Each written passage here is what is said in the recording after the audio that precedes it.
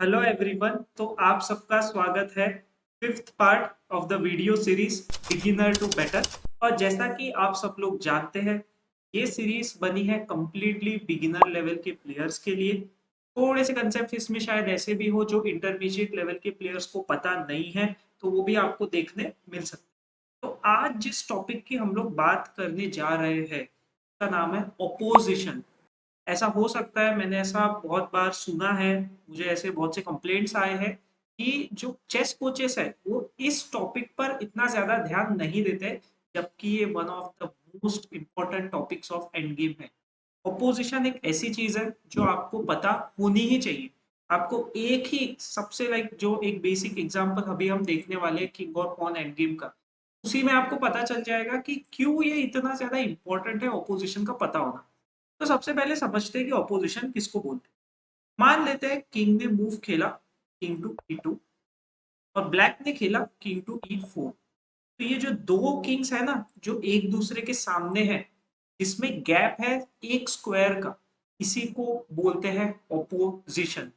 इसमें टाइप्स होते हैं, एक होता है ये जो नॉर्मल ऑपोजिशन है, और जो दूसरा होता है वो है डिस्टेंट ऑपोजिशन। उसके बारे में भी हम लोग बात करने वाले हैं।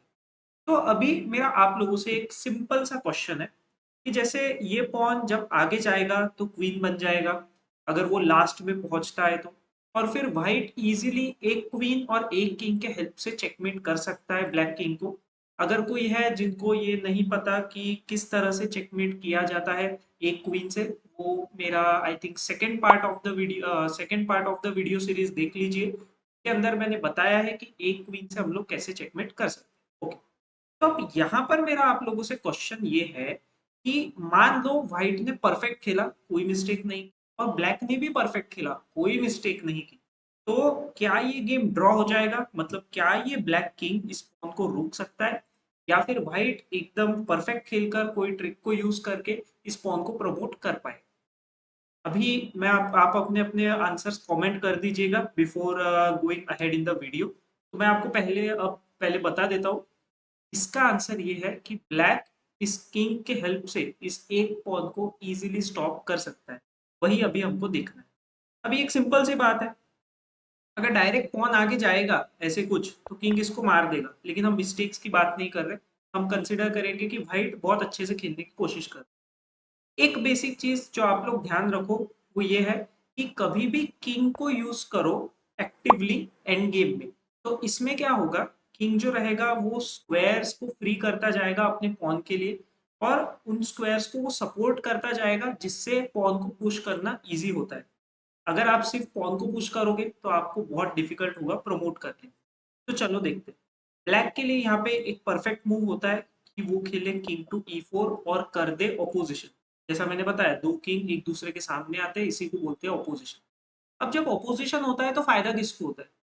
जो पर्सन ऑपोजिशन करेगा उसको फायदा होगा। जैसे ब्लैक ने खेला, ऑपोजिशन हुआ, मतलब ब्लैक ने ऑपोजिशन किया, तो अभी ब्लैक को फायदा रहेगा।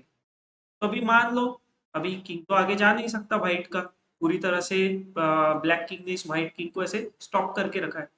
तो मान लो उसने पॉन पुश किया, ब्लैक किंग मूव हुआ। अब ब्लैक के पास तीन ऑप्शंस है, या तो किसी डायगोनल पर जाए या तो वन स्टेप बैक जाए। कभी भी हमेशा आप चुनो वन स्टेप बैक। अब इसका रीजन ये है कि अगर व्हाइट लेफ्ट साइड से आता है तो आप वहां से ऑपोजिशन कर सकते हो, और अगर मतलब अभी जैसे हम देखेंगे कि इस तरह से वो कंटिन्यू करेगा, और अगर व्हाइट राइट साइड से आएगा तो आप राइट साइड से ऑपोजिशन कर सकते हो। अब बार बार इसमें क्या हो रहा है कि आप व्हाइट के किंग को ना आगे आने से रोक रहे हो। अब इसमें आगे आने से रोकने का इतना अच्छा एडवांटेज ये होता है कि व्हाइट किंग को किसी भी तरह से इनिशिएटिव मिलेगा ही नहीं, वो जीत ही नहीं पाएगा। तो एज अ ब्लैक आपका पहला काम वही है कि व्हाइट किंग को एक्टिव ना होने दिया जाए। तो इसमें क्या होगा, व्हाइट ना इतना सपोर्ट नहीं कर पाएगा, इतना हेल्प नहीं कर पाएगा इस पॉन को आगे बढ़ने में और प्रमोट करने में। बट वो इस तरह से पुश करके आगे आ सकता है। अभी आप बोलोगे कि ये तो ऐसे आगे आता जा रहा है, बट ब्लैक को बार बार ऑपोजिशन करते रहना है, और सबसे ज्यादा ध्यान तो लास्ट वाले स्क्वायर्स पर रखना है। यहाँ अगर आपने गलती से ही सही किसी भी डायगोनल पर खेल दिया तो व्हाइट कर रहा है ऑपोजिशन। ठीक है, व्हाइट क्यों कर रहा है अभी आप समझ गए हो ना, क्योंकि व्हाइट ने मूव खेला और ऑपोजिशन।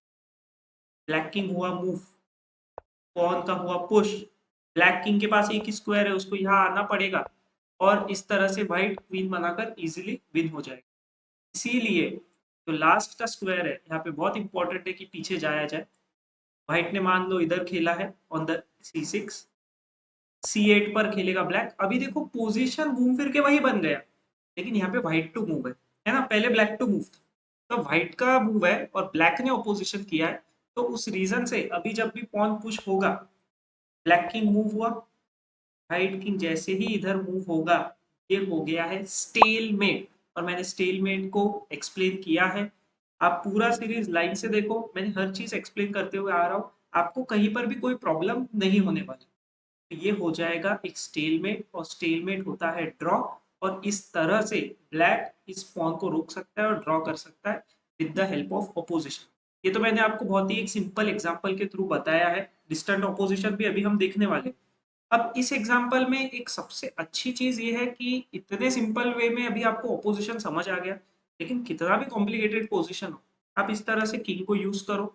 ऑपोजिशन का फायदा ये होता है कि आप ओपोनेंट के किंग को ना एक तरह से रेस्ट्रिक्ट करते हो, उसको ज्यादा खेलने नहीं देते हो।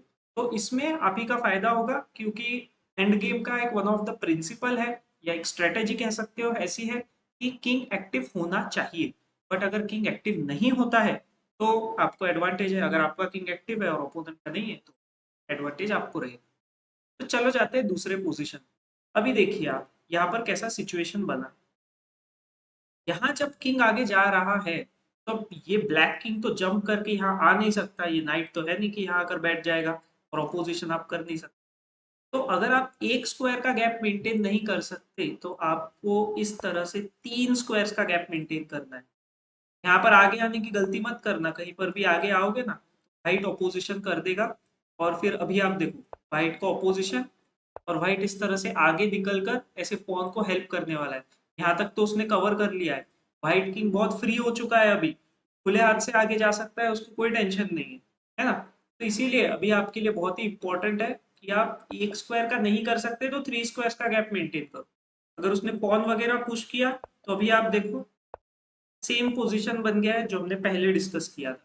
कि आप बोलोगे अगर उसने किंग पुश किया तो अब तो किंग आगे आ चुका है, किंग उसने कहीं भी पुश किया ऑन द E3 या D3, इट डजेंट मैटर, आप ब्लैक से करो ऑपोजिशन, अब वो किंग को आगे नहीं ला सकता है, पॉन तो मूव होगा ही नहीं।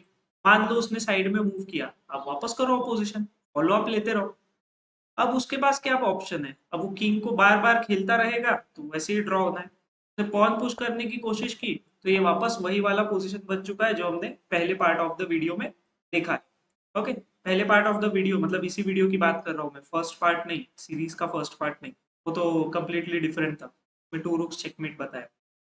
एक स्क्वायर भी पुश किया तो भी यहाँ पर अभी आप बोलोगे कि हाँ तो ऑपोजिशन छूट गए, कोई प्रॉब्लम नहीं है, ऑपोजिशन वापस मिल जाएगा। क्यों? क्योंकि व्हाइट यहाँ पर आ तो नहीं सकता है ना ऑपोजिशन कर। तो ये भी एक चीज है जो हमको नोट करनी चाहिए। और फिर यहाँ से वही चीज रिपीट होगी, वन स्क्वायर बैक जाओ, पोजीशन करते रहो, फिर चेक वो देते रहेगा, हमको खेलना है वन स्क्वायर बैक, और इस तरह से आप इजीली इनको उस पॉन को रोक पाओ। अभी यहाँ कभी कभी ना व्हाइट ऐसे ट्रिक खेलता है, मैंने भी खेला है, मैं यहाँ जाने की बजाय एक बार यहाँ चला गया था जानबूझकर, क्योंकि मुझे पता है अगर ब्लैक यहाँ आ जाता है, और एक्चुअली ये हुआ है मेरे गेम में, जो एक ओपोनेंट था जो 2000 रेटेड था, उसने ये खेला था 2000 लीचेस रेटेड था फीडे ने। फिर मैंने किंग को आगे खेलकर ऑपोजिशन कर दिया था, मैंने उसको ट्रिक कर दिया था, मैंने साइड में खेला आगे नहीं खेला, तो उसने वही पैटर्न फॉलो करने के चक्कर में यहाँ पर खेल दिया। अभी आप बोलोगे कि फिर करेक्ट मूव क्या है, ऐसे टाइम आप एक स्क्वायर आगे आ जाओ, आगे पीछे खेलते रहो, और जब आगे या पीछे खेलने का मौका नहीं है उस टाइम ही आपको ऑपोजिशन करना है। अननेसेसरी ऑपोजिशन नहीं, लाइक अननेसेसरी कोई आपको साइड में नहीं जाना है। अननेसेसरी आप गए तो गेम गया, गेम जाएगा आपके हाथ से, इजीली जा सकता है। तो ये एक छोटे से ट्रिक्स है जो आप एज अ वाइट अपने ओपोनेंट्स के अगेंस्ट ट्राई कर सकते हो, और इस तरह से अल्टीमेटली हो जाएगा स्टेलमेट। और इस तरह ओपोजिशन से आप एक पॉन को आसानी से रोक सकते हो। ऑपोजिशन का फायदा ये है कि मान लो आपको ऑपोजिशन पता है और आपके ओपोनेंट को नहीं पता, तो जहां पे भी आप थोड़े से खराब रहोगे एंड गेम में, like you are slightly worse in the end game, तो आप वहां पे ड्रॉ सिक्योर कर सकते हो। या फिर अगर इक्वल पोजीशन है तो इक्वल पोजीशन से आप विन सिक्योर कर सकते हो, अगर आपको ऑपोजिशन अच्छे से पता है तो। होप आप लोगों को वीडियो अच्छा लगा होगा। प्लीज वीडियो को लाइक कर दो, चैनल को सब्सक्राइब कर दो। मिलते हैं नेक्स्ट वीडियो।